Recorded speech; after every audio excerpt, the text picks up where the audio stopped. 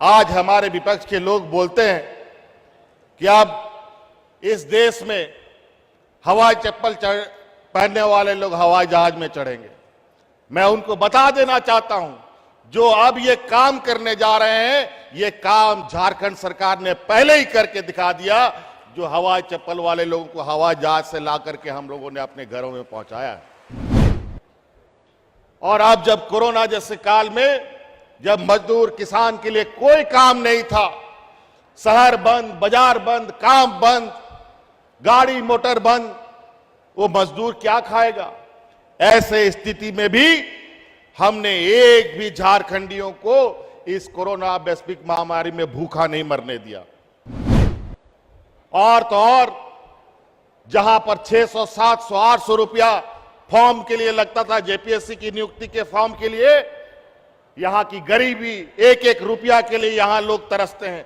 वृद्धा पेंशन के लिए लोग तरसते हैं, विधवा पेंशन के लिए लोग तरसते हैं, और 700, 800 रुपया का फॉर्म भरा। आपको सिर्फ यही अवसर नहीं, बल्कि कई और अन्य अवसर आपको मिलेंगे। ये समझिए कि आज इस कार्यक्रम के माध्यम से आप सब लोगों के लिए जीवन में अच्छे अवसर पाने का हम लोगों ने ये दरवाजा खोला है। आज आप निजी क्षेत्र में अच्छे से अच्छे पदों पर जाकर के रोजगार पा सकते हैं, नौकरियां कर सकते हैं, और इसके साथ साथ अब सरकार की नियुक्ति में भी हिस्सा ले सकते हैं। आज हमारा यह प्रयास है कि जो हमारे इस राज्य के नौजवान हैं, जिनके पास हुनर की कोई कमी नहीं, इनको चाहे नौकरी के माध्यम से, चाहे वो स्वरोजगार के माध्यम से, चाहे सरकार के अन्य किसी योजनाओं के माध्यम से, उनकी आमदनी कैसे बढ़े,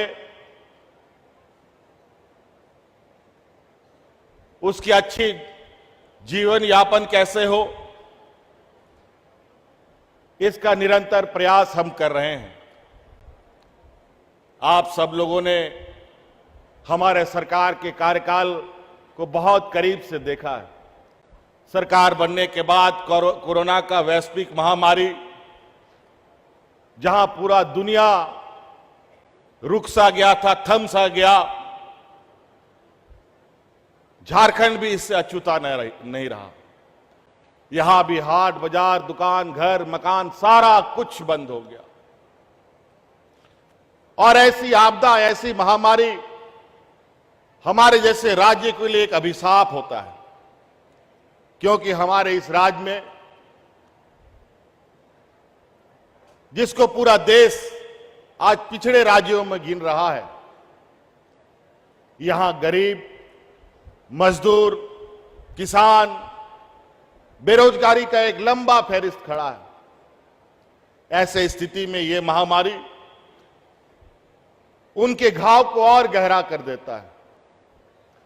लेकिन हमने इस वैश्विक महामारी में भी काफी संवेदनशीलता के साथ इस राज्य के लोगों को, उस समय हमारी हर दिन, हर घड़ी ये प्रयास रहा कि हमारा लक्ष्य इस राज्य के लोगों की जान बचाना है, और ये दिन रात हम लोगों ने किया।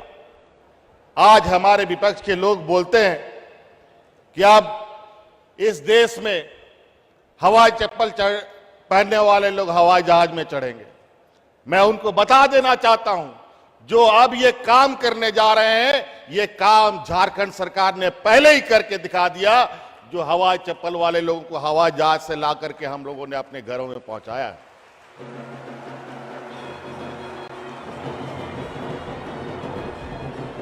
ये देश का पहला वो राज्य है जहां पर हम लोगों ने अपने मजदूरों को विभिन्न राज्यों से पकड़ पकड़ कर, चाहे वो ट्रेन से हो, हवाई जहाज से हो, बस से हो, लाने का काम किया। उस समय हम कोरोना ढो रहे थे, जहां पर लोग जानवरों की तरह मर रहे थे, जहां पर कई राज्यों में हमारे विपक्ष के साथियों का भी कई राज्य में सरकार चल रहा है। उस वैश्विक महामारी में वहां पर लोग ऐसे मरते थे मानो जानवरें मर रहे हो। लकड़ियां खत्म हो गई उन लोगों के पास मृत व्यक्ति को जलाने के लिए, जमीन कम पड़ गई लोगों को दफन करने के लिए। ऐसे स्थिति में झारखंड जैसा पिछड़ा राज्य और आप लोगों के सहयोग से इस राज्य में कोई अफरा तफरी हमने नहीं होने दिया और शांतिपूर्वक इसका हम लोगों ने मुंह तोड़ जवाब दिया। सीमित संसाधन, ना डॉक्टर, ना अस्पताल, ना अच्छी मशीनें, फिर भी हमने यहां के लोगों को दिन रात कड़ी नजर रखते हुए सुरक्षित रखा। और उस वैश्विक महामारी में हमारे मंत्रीगण तो कोरोना के मुख मार से इस दुनिया से विदा हो गए। 2 साल बिल्कुल ऐसा था कि अब आगे क्या होगा कहना बड़ा मुश्किल था। जब सामान्य जीवन में इस राज्य में पिछले सरकार में लोग राशन कार्ड हाथ में लेके मर रहा था, और अब जब कोरोना जैसे काल में जब मजदूर किसान के लिए कोई काम नहीं था, शहर बंद, बाजार बंद, काम बंद, गाड़ी मोटर बंद, वो मजदूर क्या खाएगा? ऐसे स्थिति में भी हमने एक भी झारखंडियों को इस कोरोना वैश्विक महामारी में भूखा नहीं मरने दिया। कोई नहीं मरा।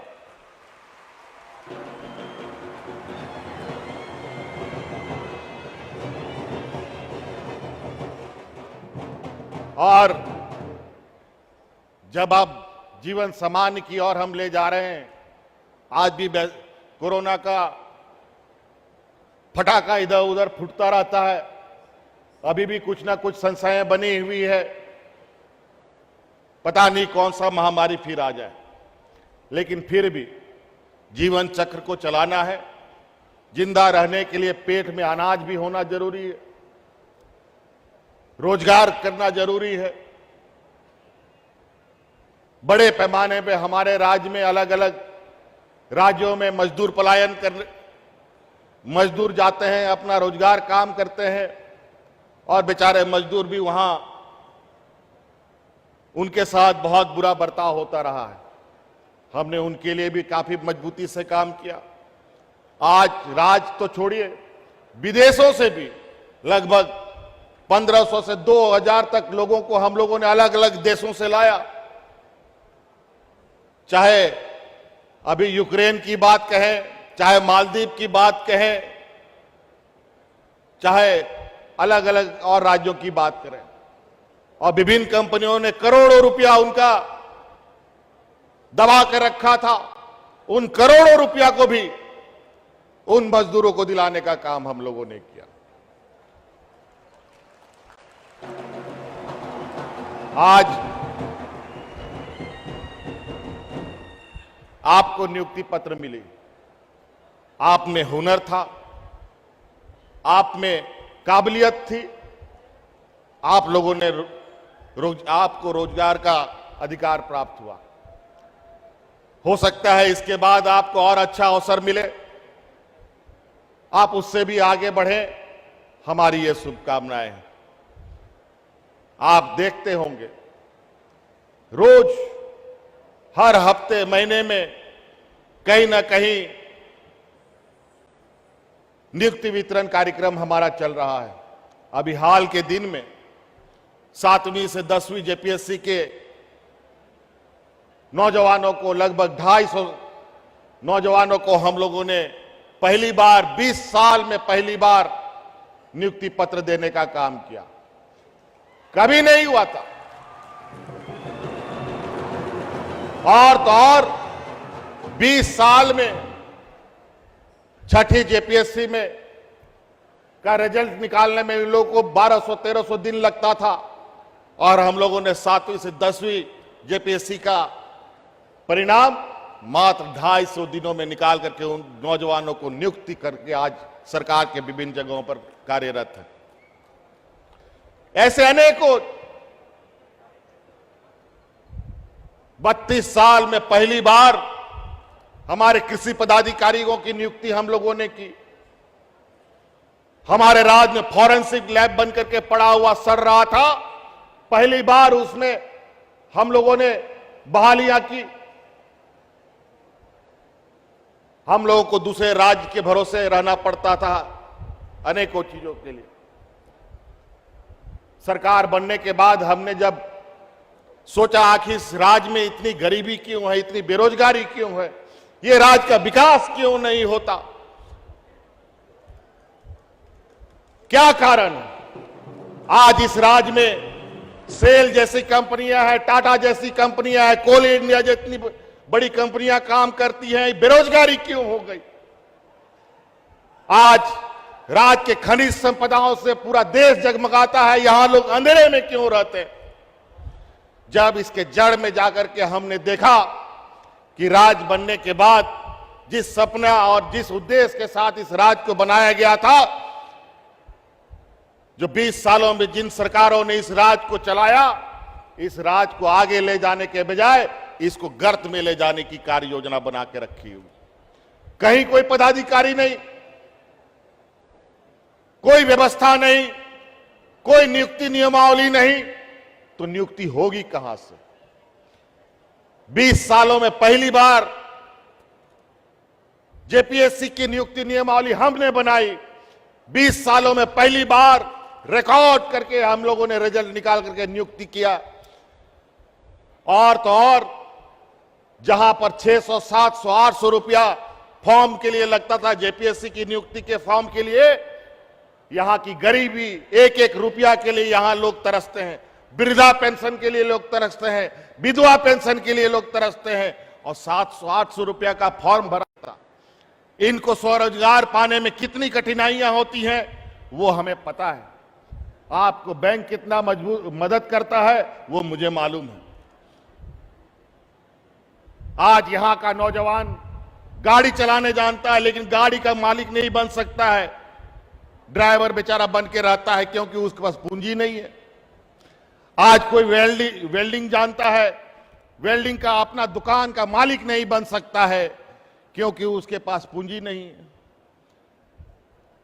ऐसे अनेकों समस्याएं इस राज्य पे रही हैं। तो आज सरकार आपको गाड़ी का मालिक भी बनाने के लिए तैयार है। आप अपना स्वरोजगार देने के लिए, आप रोजगार सृजन करने के लिए, आपको आर्थिक मदद देने के लिए भी सरकार खड़ी है। आज इस राज्य में हमारे खिलाड़ियों की कमी नहीं है। आज आप देखते होंगे अखबारों के माध्यम से, तीरंदाजी में, हॉकी में, क्रिकेट में, विभिन्न खेलों में हमारे नौजवान इन प्रकार किसी तरीके से मेडल जीत के लाते थे। कभी खिलाड़ियों को कोई प्रोत्साहन नहीं मिला, और आज देखिए हमारे राज्य के नौजवान, युवक युवतियां सरकार के सहयोग से देश के प्रतिनिधित्व करने की क्षमता उनमें आई है। आज अनेकों लड़कियां देश के विभिन्न खेलों में अपना हिस्सा ले रही है। हम लोगों ने पहली बार इस राज्य में खिलाड़ियों को सीधी नियुक्ति देने का काम किया, और अनेकों नौजवानों को सीधी नियुक्तियां दी। तो ऐसी कई चीजें हैं। अभी तो हम लोगों ने चलना शुरू किया है, और ये अभी कारवां रुकेगा नहीं और रुकने देंगे भी नहीं। और आपको भी चलना होगा, आप चलेंगे तभी राज आगे चलेगा और अग्नि राज बनेगा। आज यहां पर बड़े पैमाने पर जो नियुक्ति हुई है, इसमें जो राज और राज के बाहर काम करने वाले विभिन्न उद्योग, चाहे वो टेक्सटाइल के क्षेत्र में कहे, चाहे वो ऑटोमोबाइल क्षेत्र में कहे, चाहे हेल्थ में कहे, चाहे और अन्य किसी औद्योगिक क्षेत्र में हो, आज बड़े पैमाने पर जो अप्रैल क्षेत्र में लगभग 5000 जो नियुक्तियां हैं, उसमें किया जा रहा है। मैं उन समूह के यहां सदस्यों का मैं बहुत बहुत आभार प्रकट करूंगा, जिन्होंने इतने बड़े पैमाने पर हमारे राज्य के नौजवानों को मौका दिया है। और तो और इसमें बड़ी खुशी की बात है, आज इस अप्रैल के क्षेत्र में जो टेक्सटाइल क्षेत्र में जो नियुक्ति हो रही है, उसमें 70 से 75% लड़कियों ने भागीदारी निभाई है।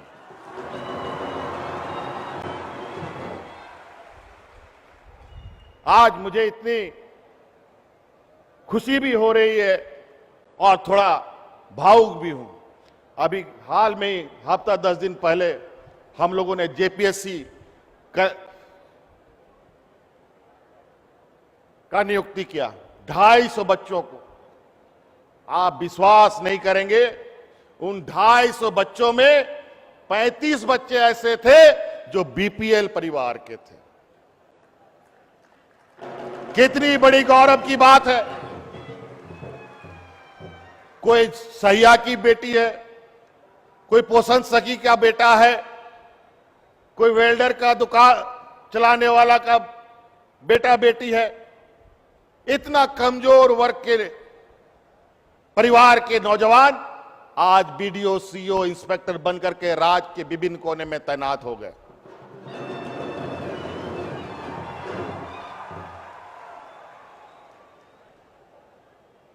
और यह मौका आपको भी मिलेगा। आप भी दिल लगाकर तैयारी करें और निश्चित रूप से इस राज्य में जो काबिलियत हमने देखा है, वो काबिलियत निश्चित रूप से और राज्यों की अपेक्षा काफी मजबूत है। हमारे इस राज्य में नेतरहाट जैसा स्कूल है, जहां देश में सबसे अधिक आईएएस आईपीएस उस स्कूल ने दिया है। आज निश्चित रूप से अगर हम लोगों ने संकल्प लिया, हम अपने इस राज्य को निश्चित रूप से जो आज पिछड़े राज्य का जो कलंक का दंश झेल रहा है, आने वाले 5-6 सालों में इस देश के अग्रणी राज्य में इसको ले जाकर के हम लोग दिखाएंगे, आप लोगों के सहयोग से। कई अन्य चीजें जो अभी करना बाकी है, मुझे तो लगता ही नहीं है कभी यहां पर इस राज्य को आगे बढ़ाने की दिशा में कोई कार्य योजना बना हो, कोई रूपरेखा बना हो कि अगले 50 साल में क्या होगा, इस राज्य का भविष्य क्या होगा। हमेशा भूखमरी और हमेशा यहां पर प्रताड़न का दंश झेलने वाला ही राज्य बना रहेगा कि आगे भी बढ़ेगा। हम बढ़ सकते हैं। आज इस राज्य में एक सुनियोजित ढंग से इस राज्य को बर्बाद करने का कार्य योजना बना रहा। इस राज्य में इतने बड़े बड़े उद्योग कारखाने लगे, आज शायद कोई भी व्यक्ति यहां पर भूखा मरने की स्थिति पे नहीं होता। आज जब देश को आगे बढ़ाने में इस राज्य की भूमिका है, तो इस राज्य के लोगों का आगे बढ़ने का हकदार क्यों नहीं? इसका भी रास्ता निकलेगा और निकल रहा है। आज यहां उपस्थित नौजवानों का जनसमूह कह रहा है कि अब यह राज रुकेगा नहीं, निश्चित रूप से आगे बढ़ेगा। थोड़ा सब्र करें। कई चुनौती इस राज्य को अभी और देखना है, क्योंकि आदिवासी, दलित, पिछड़ा, अल्पसंख्यक बहुल राज्य है ना, ये वर्ग को आगे बढ़ने में बहुत दिक्कतों का सामना करना पड़ता है। ये समाज हमेशा संघर्ष बगैर किए उसको कुछ मिला नहीं।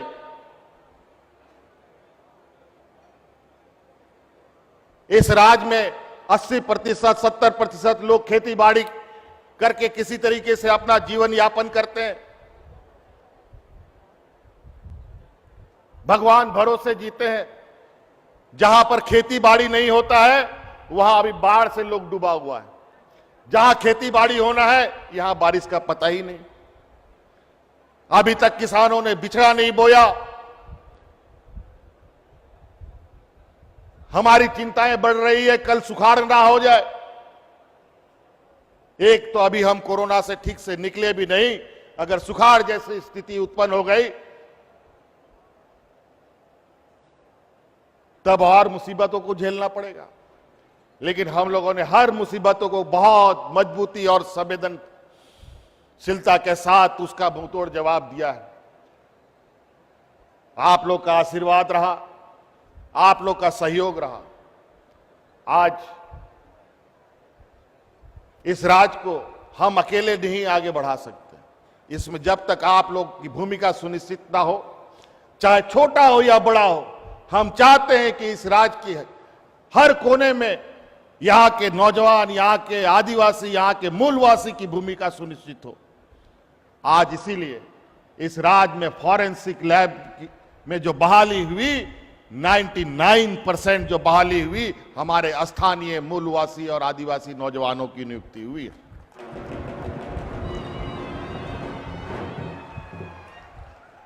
अभी जिस तरीके से नए नए कानून, नए नए नियम बन रहे हैं, नए नए तकनीक आ रहे हैं, बड़े पैमाने पर लोगों का रोजगार छीना जा रहा है। पढ़े लिखे नौजवान हो चाहे वो मजदूर हो, अभी इस कोरोना काल में आपने देखा किस तरीके से मजदूरों को धक्के मार मार करके कंपनियों से निकाल दिया गया। बड़ा विचित्र स्थिति है। आज महंगाई आसमान छू रहा है, लेकिन आमदनी बढ़ने का नाम नहीं ले रहा। इस चुनौती को कैसे हम दूर करें, आज उसी के लिए निरंतर सी सरकार का प्रयास रहा है। अभी हम लोगों ने नया कानून बनाया है, कल ही हमारे कैबिनेट में पारित हुआ। अब इस राज्य में प्राइवेट सेक्टर, जो हम थोड़ी देर पहले आपको टीवी के स्क्रीन में दिखा, आज राज्य में जो भी प्राइवेट सेक्टर होगा उसमें स्थानीय लोगों के लिए कैसे हम नियुक्ति सुनिश्चित करें, उसका नया कानून को हम लोगों ने पास किया। अब 75% नौजवान उन कंपनियों में, चाहे आउटसोर्सिंग हो चाहे सीधी भर्ती हो, उसमें राज्य का नौजवानों को होना आवश्यक है। और निश्चित रूप से अभी तो इस कानून को हम लोगों ने कल मोहर लगाया है, अभी इसको धरातल पे उतारना है। और ये हमारी पूरी प्रयास है कि जल्द से जल्द स्थानीय नौजवानों को नियुक्ति प्राप्त स्थानीय कंपनियों में हो, ये सुनिश्चित किया जाएगा। इस राज्य में गरीब, पिछड़ा वर्ग का काफी संख्या है। आज हमारे लिए सामाजिक सुरक्षा सबसे पहला प्राथमिकता है। कैसे लोग मान सम्मान से जी सके, किसी के सामने भीख मांगने की आवश्यकता ना पड़े, हर संभव हम लोगों ने प्रयास किया है। आज इसी के कड़ी में इस राज्य के लिए पेंशन को हम लोगों ने सर्वजन पेंशन यूनिवर्सल कर दिया। हर बुजुर्ग को पेंशन, हर विधवा को पेंशन, हर विकलांग को पेंशन देने का कानून बनाया। आज उसी प्रकार हम लोगों ने अतिरिक्त गरीबों के लिए 15 लाख से भी अधिक अतिरिक्त राशन कार्ड बांट गरीबों के बीच में बंटवाया। आज आप लोग देखते होंगे हमारे ग्रामीण क्षेत्र में आज के दिन में भी लोगों को तन ढकने के लिए उसके पास कपड़े नहीं होते। आज कई महिलाएं, कई पुरुष नंग धड़ंग स्थिति में रहते। आज सरकार ने उन गरीबों को तन ढकने के लिए साल में 2 बार 10 रुपया में धोती साड़ी देने की योजना बनाई। आज झारखंड जैसे पिछड़े राज्य में मनरेगा में मजदूरी करने वाले लोग, हमारे मंत्री जी ने बताया कि कितना कम पैसा मिलता था। हम लोगों ने अपने खर्चे से उनका जो डेली वेजेस है उसको बढ़ाने का काम किया। और तो और इस राज्य में कार्यरत हमारे सरकारी कर्मचारी लाखों के संख्या में हैं, वो अपनी भविष्य की चिंता ना करें। सामाजिक सुरक्षा का गारंटी सरकार देती है। इसके लिए हम लोगों ने पुरानी पेंशन लागू करने का भी निर्णय लिया है। आज गरीबों के बीच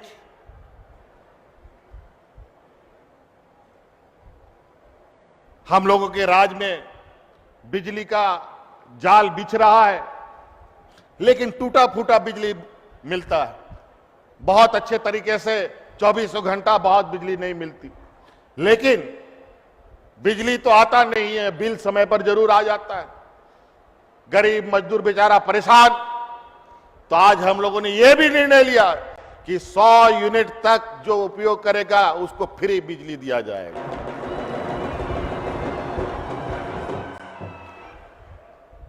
तो कई ऐसी चीजें हैं। अगर मैं उन सभी बातों को बोलना शुरू करूं तो समय भी यहां बहुत लगेगा, लेकिन मुझे लगता है कि जिस कारवा और जिस रफ्तार को हमने पकड़ने का प्रयास किया है और उस रफ्तार तक निश्चित रूप से पहुंचना हमारा संकल्प है। जन कल्याण, राज्य का विकास, यहां का ग्रामीण क्षेत्र की अर्थव्यवस्था का विकास कैसे हो।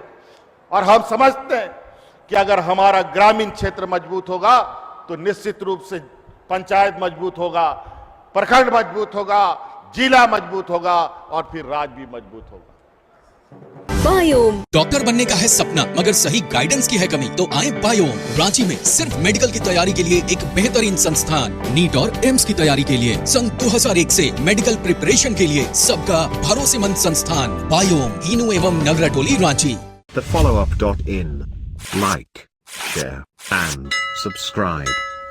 www.thefollowup.in